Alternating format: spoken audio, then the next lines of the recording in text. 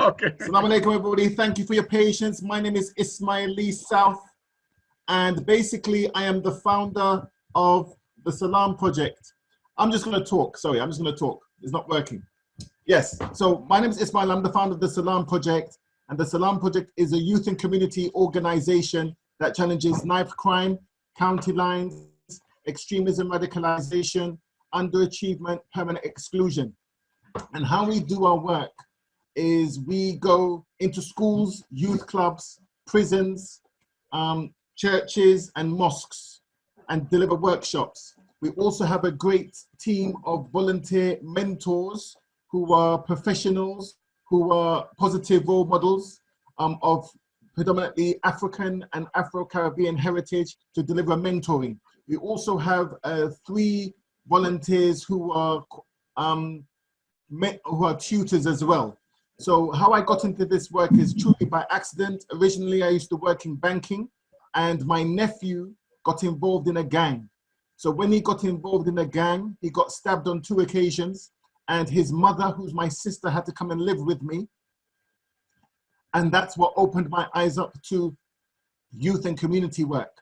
And while involved in youth and community work, I then had the idea of starting up my own youth organization. Our beloved brother Rakim, mashallah, he was the brother that helped me to set up. And alhamdulillah, I was able to start up the Salam project. And brother Mani Abdul Kareem is a co-trustee. And mashallah, Sheikh Babika, mashallah, was the man who I used to go to for advice on a regular basis.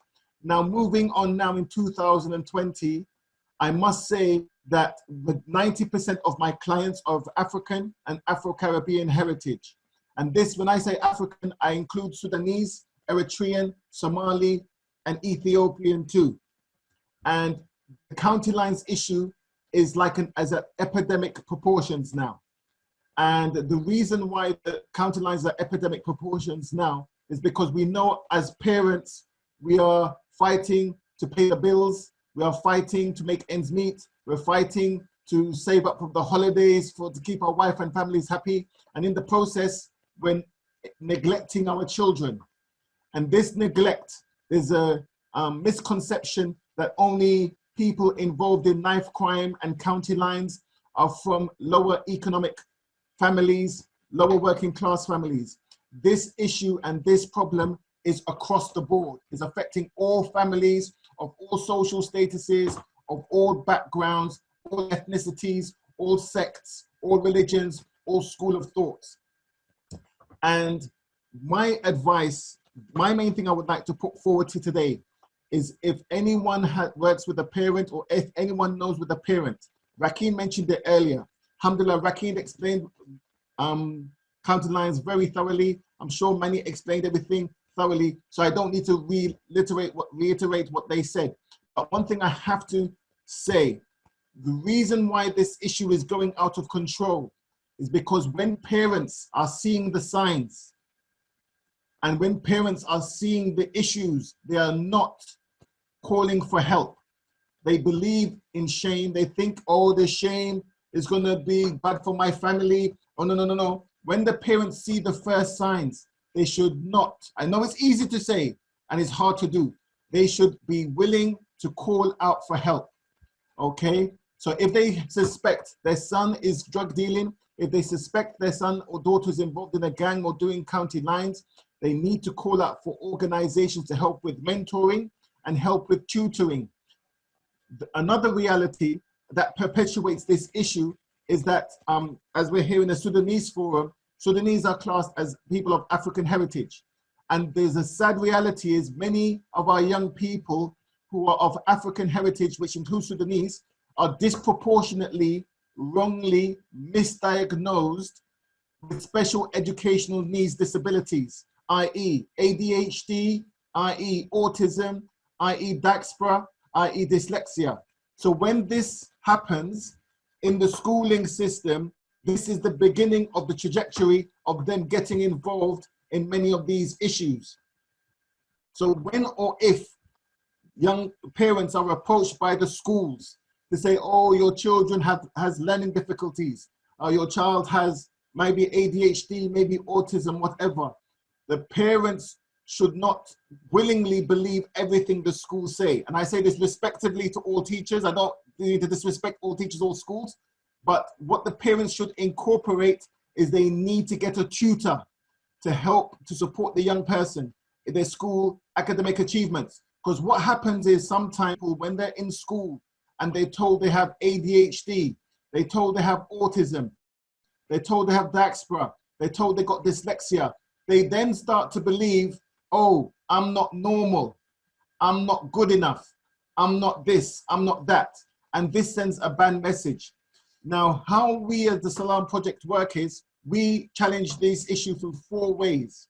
1, we do mentoring. We have a team of mentors whereby we charge parents to do mentoring. 2, we have a team of tutors. 3, if we strongly advise as parents, when our young people reach the age of 12 to 14, we should be asking them, what is it you want to do? We need to tap more into their aspirations. What do you want to do when you're an adult? And if we find out they want to be a doctor, they want to be a lawyer, from 12 to 14, as parents, we should be trying to find that's pertaining to their work experience. So we're tapping into their inner aspirations, because what's happening is many of our young people, they're seeing that this system is institutionally racist. Okay, don't get me wrong, Britain is the best place to live if you're a person of African or Afro-Caribbean heritage, but like everything, there's a work in progress. So we have some people who are going around in the community and on social media telling our young people, because you're black, you cannot achieve. Because you're black, you won't be able to get a job. Because you're black, you're at the bottom. So sadly, many of our young people are believing this rubbish, and they're believing that their only way out is by doing drug dealing, by being in gangs, by being in illegal activity. So that's why I say, and I believe, if our young people reach the ages of 12 to 14, we should be asking them, what do they want to do when they grow up? So if they say they want to be a mechanic, our job as parents is to try to find the mechanics and try to get them work experience there 1 day a week. Of course, we have to vet them to make sure that they're not funny or strange or very, very naughty. But when we find them, we have to make them do some work experience. Because when the young people are busy doing things around their interests, around their passions, around their aspirations, this is one of the best deterrents. Now, in our work, and Rakeem knows this as well, some of the people we've worked with in the past have belonged to gangs, have belonged to extremist groups, have belonged to county lines and so forth. How they came out of it was not by preaching, not by saying, Astaghfirullah, haram, Astaghfirullah, you're going to hell, Astaghfirullah, you're evil, you're bad. That never take them away. What got them away was we asked them what they wanted to do. There's one brother, he wanted to get into construction, but he thought he had no chance. And then through our volunteers, through our partners and organizations we work with, we got him opportunities in construction, and now he works full-time in construction. And now he's working, doing a job that he really wants to do. He has no need for crime. There's another brother who was involved in gangs, involved in county lines. He's involved also in an extremist group. And when he was asked, what is it you want to do? He said he wanted to start up his own tech business company. We introduced him to a businessman to give him business tutoring. And then he learned on YouTube how to make apps and how to make websites. And now he runs an independent business on running his own business and tutoring. So in closing, I believe the way in us challenging this issue is tapping into our young people's aspirations. 2, incorporate mentoring. 3, incorporate tutoring. 4, incorporating work experience. And 5, we need, if we see any signs early, is to try to nip it in the bud as early as possible. Because by the time it goes into child services, the sad reality, that's when it's too late. Thank you very much.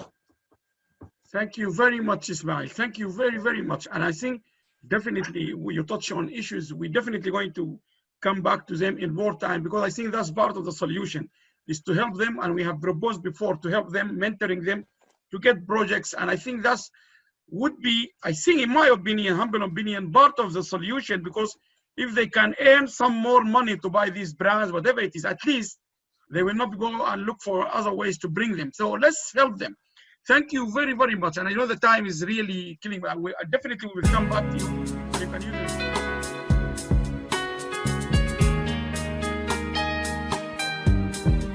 بنحلم بفضاء أوسع، بنحلم بزمن أجمل، بلاد ميلاد،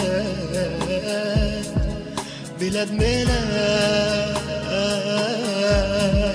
بنحلم بفضاء أوسع، بنحلم بزمن أجمل، بلاد ميلاد،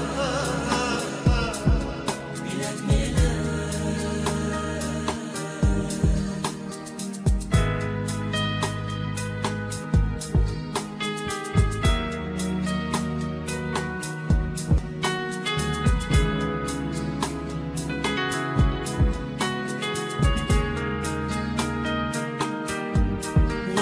ممتد لحد حدود الحد، وطن لا